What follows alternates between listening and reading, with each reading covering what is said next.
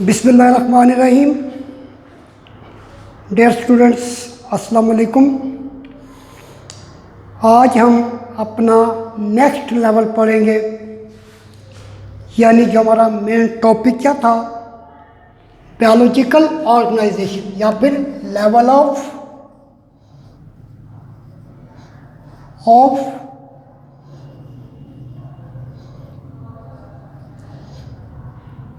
Organisation में।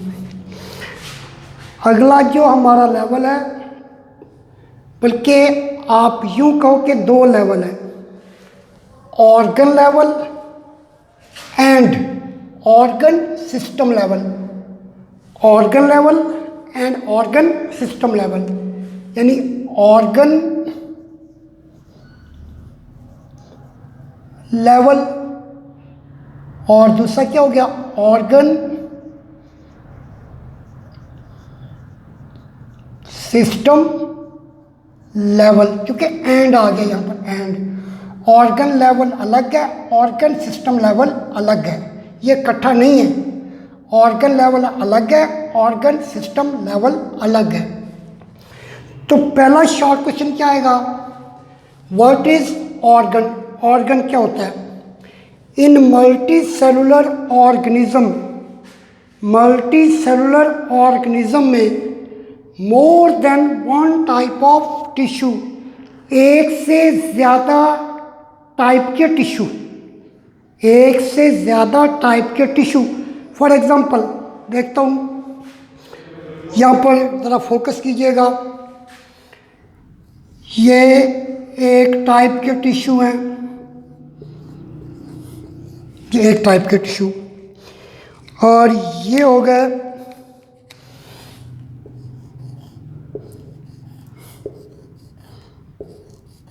दूसरी type के टिश्यू, और ये हो गए तीसरी टाइप के टिश्यू।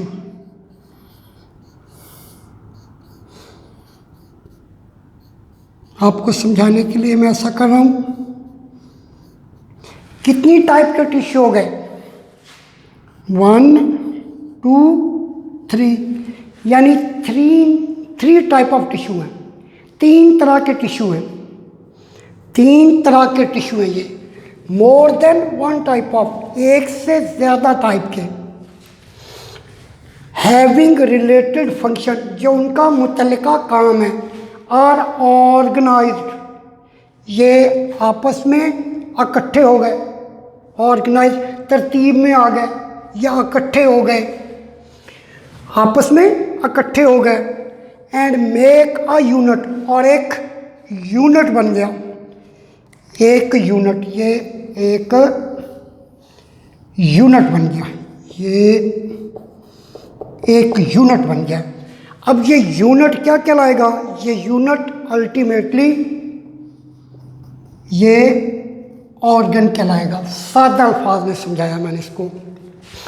इन मल्टी सेलुलर ऑर्गेनिज्म, वो ऑर्गेनिज्म जो एक से ज़्यादा सेल पर मुश्तमिल है, यानी जिनकी बॉडी एक से ज़्यादा सेल की बनी हुई है, एक से ज़्यादा सेल से बनी हुई जो भी ऑर्गेनिज्म है, उन ऑर्गेनिज्म के अंदर different type of tissue, but more than one type, different type of tissue, यानी मुख्तलिफ अक़साम के टिश्यू इकट्ठे होते हैं और एक यूनिट बनाते हैं। इस यूनिट को क्या कहते हैं, ऑर्गन कहते हैं। अब आपके पास शॉर्ट क्वेश्चन क्या आएगा, जो शॉर्ट क्वेश्चन आएगा वो इस तरह से, व्हाट इज़ ऑर्गन, तो आंसर क्या देंगे, in multi cellular organism more than one type of tissue having related functions are organised together and make a unit called organ. यहाँ तक आपने लिख दिया, लेकिन इसके साथ एग्जाम्पल भी लाजमी देनी है। एग्जाम्पल हम क्या दे सकते हैं, फॉर एग्जाम्पल यहाँ पर मैं लिख देता हूँ, जैसे आपकी बुक में दिया गया स्टमक, इसे मैदा कहते हैं। अब है इसकी explanation, different tissues of an organ perform their specific function. अब ये एक ऑर्गन है, ये जो मैंने ऑर्गन बनाया, ये वाले सेल अपना काम करेंगे, ये वाले सेल अपना काम करेंगे, ये वाले सेल अपना काम करेंगे। अब ये वाले सेल अपना काम करेंगे, ये वाले सेल अपना काम करेंगे, ये वाले सेल अपना काम करेंगे। ये नहीं हो सकता कि ये वाले सेल ये इसका काम करें, यानी नंबर 1 जो सेल्स हैं ये नंबर 2 वाले सेल्स का काम करें, या नंबर 3 वाले जो सेल्स हैं ये नंबर 2 वाले सेल्स का काम करें। ऐसा नहीं है। यानी ऑर्गन के अंदर हर टिश्यू अपना काम खुद करता है जो उसके ज़िम्मे है। Different tissues of an organ, there specific function and these functions collectively become the function of that organ। अब ये जो टिश्यूज़ हैं, डिफरेंट टिश्यूज़ हैं, डिफरेंट टिश्यूज़ के मिलने से ऑर्गन बना। अब ये जो टिश्यू अपना अपना मखसूस काम कर रहे हैं, अब ये जो इनका मखसूस काम करना है, ये मखसूस काम करना किसका काम हुआ? यानी टिश्यूज़ का काम ऑर्गन का काम हुआ, ऑर्गन का काम हुआ। जैसे दर्जी की दुकान होती है, दर्जी की दुकान में उसके काफ़ी सारे कह लो कि उसके साथ काम करने वाले होते हैं। अब जो मालिक है, जिसे हम यूँ समझ लो कि भाई कहते हैं कि भाई ये दर्जी है, बड़ा दर्जी है, ये उस्ताद है, उस उस्ताद के नीचे शागिर्द हैं, शागिर्द बैठे क्या कर रहे हैं? किसका काम कर रहे हैं? उस्ताद का काम कर रहे हैं ना। अब वो यूँ समझ लो कि वो जो शागिर्द बैठे हुए हैं जो कि काम कर रहे हैं, जो कि कपड़े सी रहे हैं, वो कपड़े किसके लिए सी रहे हैं? वो दर्जी के लिए सी रहे हैं। अब वो जो शागिर्द काम कर रहे हैं किसके लिए कर रहे हैं? दर्जी के लिए। अब उन शागिर्दों का काम क्या हुआ? दर्जी का काम हुआ। इसी तरह से यहाँ पर ये जो डिफरेंट टिश्यूज़ हैं, ये जो काम कर रहे हैं वो किसका काम है? वो ऑर्गन का काम कर रहे हैं, क्योंकि ये टिश्यू मिलके क्या बना रहे हैं? ऑर्गन बना रहे हैं। Different tissues of an organ perform their specific function. Different tissues हैं ऑर्गन के और अपना मखसूस काम कर रहे हैं, और इनका काम क्या हो गया? इनका काम ऑर्गन का काम हो गया। यानी इन सेल्स का काम ऑर्गन का काम है। For example, stomach is an organ specialized for the digestion of protein. Stomach जिसे हम मैदा कहते हैं, अब हम जो गोश्त वगैरह खाते हैं उसे प्रोटीन कहते हैं। अब स्टमक का काम क्या है? स्टमक का काम ये है कि उसने प्रोटीन यानी गोश्त उस गोश्त को क्या करना है? तोड़ना है, यानी उससे पके हुए गोश्त को तोड़ना है जो हमने खाया है। Is an organ for the digestion of protein and for storing food. यानी स्टमक क्या करता है? स्टमक जो है ये मैंने स्टमक यहाँ पर बनाया हुआ है। स्टमक बनाया हुआ है मैंने। Stomach is an organ specialized, जो कि मखसूस है किसके डाइजेशन के लिए? प्रोटीन के डाइजेशन के लिए। यानी इस स्टमक ने प्रोटीन को तोड़ना है, प्रोटीन को तोड़ना है, यानी वो जो गोश्त का लुकमा हमने खाया है उस गोश्त को तोड़ना है। किसने तोड़ना है? स्टमक ने तोड़ना है। एंड फॉर स्टोरिंग फूड, और स्टमक क्या करता है? खुराक को स्टोर भी करता है और खुराक को तोड़ता भी है। Two major type of tissues are present in its structure. यानी स्टमक के स्ट्रक्चर को बनाने में दो अहम टिश्यू हैं, मेजर अहम टिश्यू हैं। जो पहला क्या? Epithelial tissue. अब एपिथेलियल टिश्यू वो टिश्यूज होते हैं, epithelial tissues, epithelial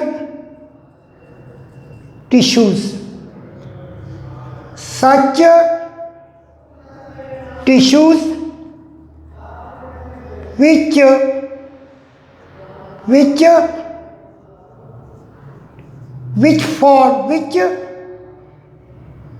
which are present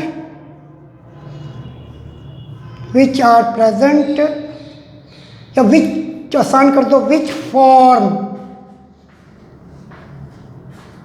inner covering of stomach, inner covering ये अंदर वाली, inner wall या inner covering या inner wall of stomach. Epithelial tissue, such tissue which form inner wall of stomach secrete gastric juice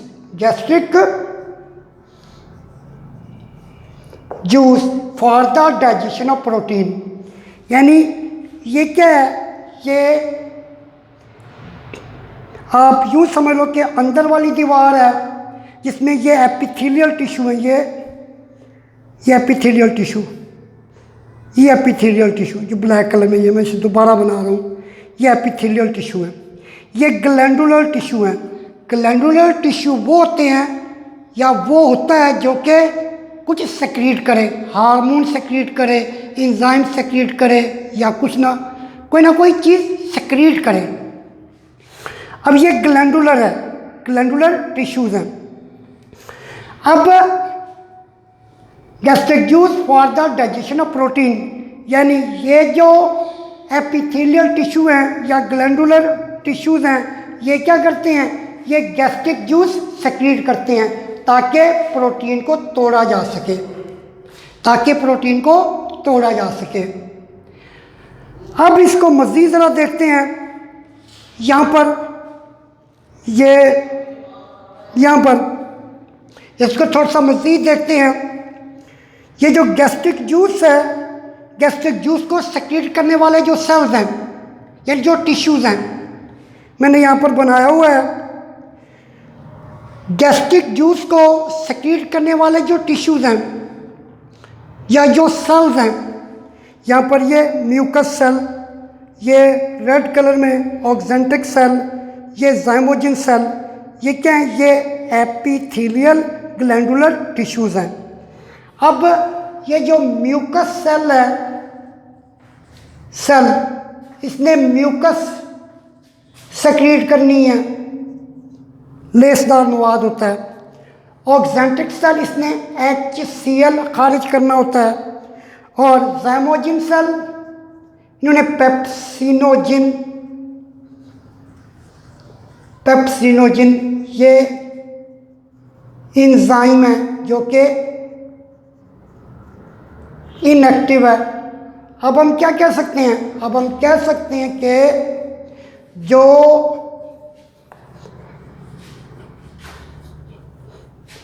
epithelial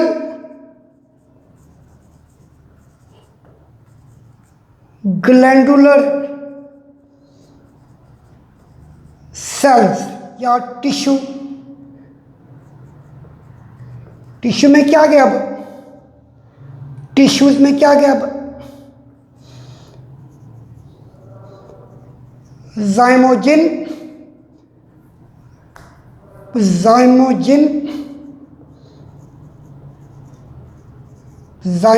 cells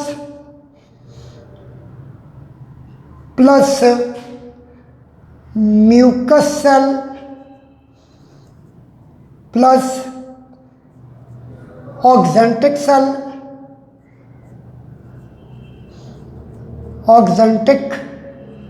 cell ये pepsinogen secrete करते हैं।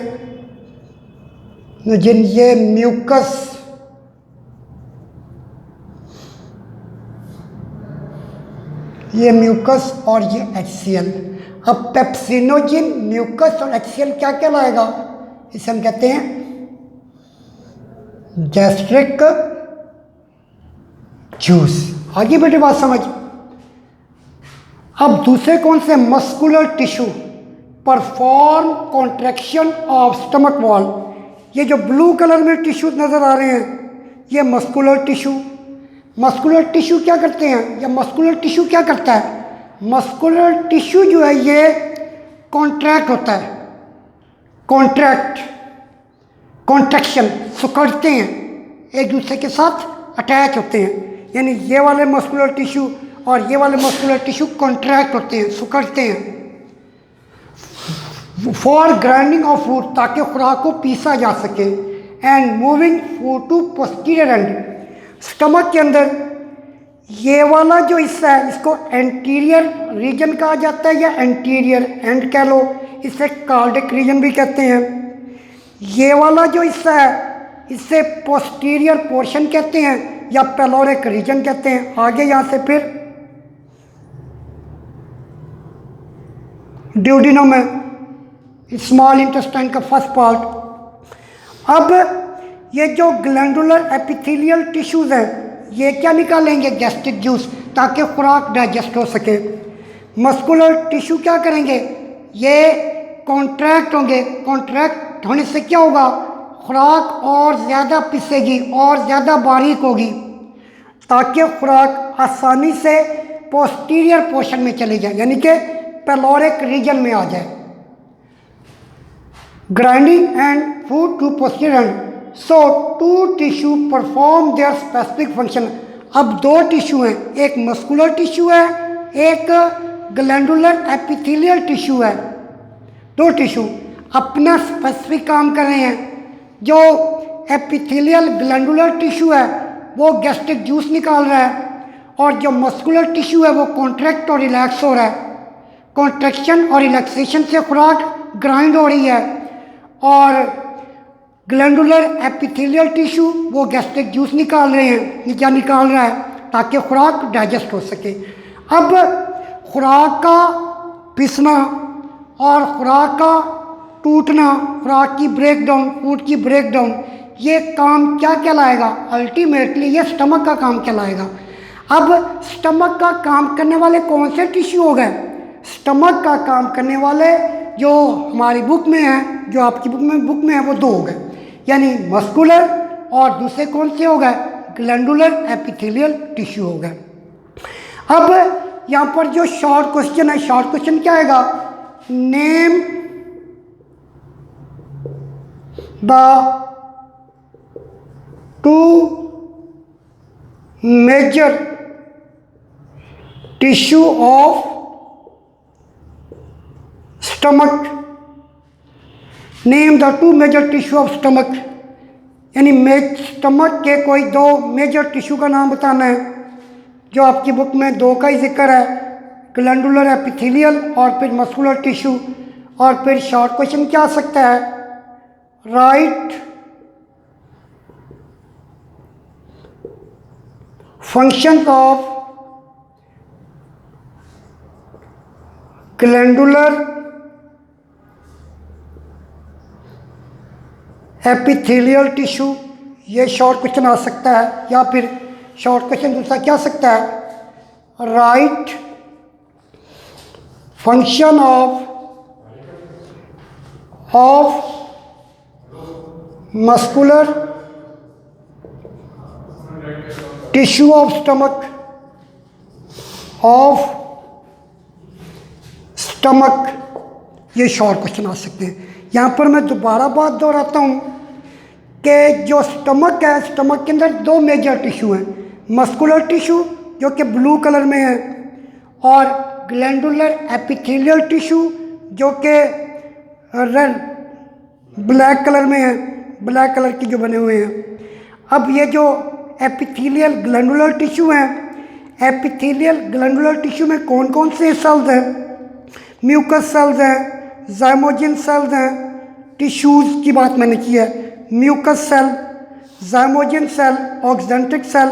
Mucus cell क्या निकालते हैं, म्यूकस सेल म्यूकस निकालते हैं, लेसदार मवाद होता है जो कि स्टमक की अंदर वाली दीवार को कवर करता है, ये लेसदार मवाद।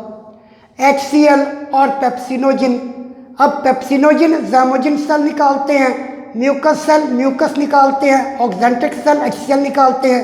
पेप्सिनोजिन, म्यूकस और HCl को हम गैस्ट्रिक जूस कहते हैं। अब ये जो गैस्ट्रिक जूस है इसका काम क्या है, इसका काम है प्रोटीन की डाइजेशन, यानी उस मटन की डाइजेशन, उस गोश्त की डाइजेशन, उस गोश्त को तोड़ना है। और मस्कुलर टिश्यू कॉन्ट्रैक्शन करेंगे ताकि खुराक आसानी से पी सकें। मुझे उम्मीद है डियर स्टूडेंट्स आज का लेक्चर आपको समझ आ गया होगा। अगले लेक्चर में मुलाकात होगी। अल्लाह हाफिज़।